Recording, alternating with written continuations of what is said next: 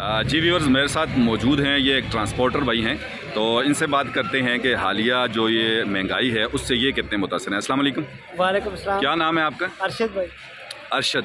अरशद भाई, आप कौन से रूट पे गाड़ी चलाते हैं? मानसरा करोड़ी टोयोटा चलाते हैं? टोयोटा। तो ये जो हालिया महंगाई की लहर है, आप किस हद तक इससे कितना मुतासिर हैं? बहुत मुश्किल है भाई, गाड़ी का खर्चा भी नहीं पूरा होता है, लोगों से किराया मांगते हैं, वो बोलते हैं इतना तुम किराया ज़्यादा लेते हो क्योंकि डीजल पेट्रोल इतना महंगा हो गया, हम लोग जो है ये अफोर्ड नहीं कर सकते हैं, हमारे लिए मसला है। शाम को घर जाते हैं, बच्चे मांगते हैं, सब्ज़ी वगैरह भी हम ले के नहीं जा सकते हैं, इतना जो मुश्किल हो गया।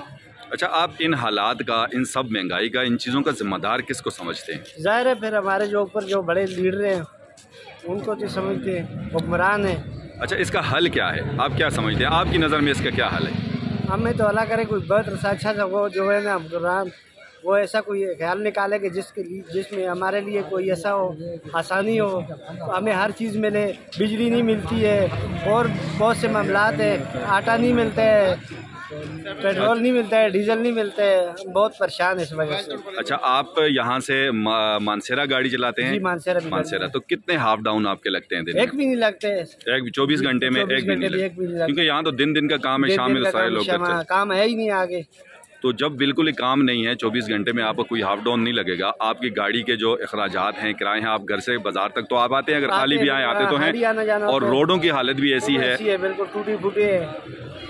और बहरहाल अल्लाह ही रहम करे जी।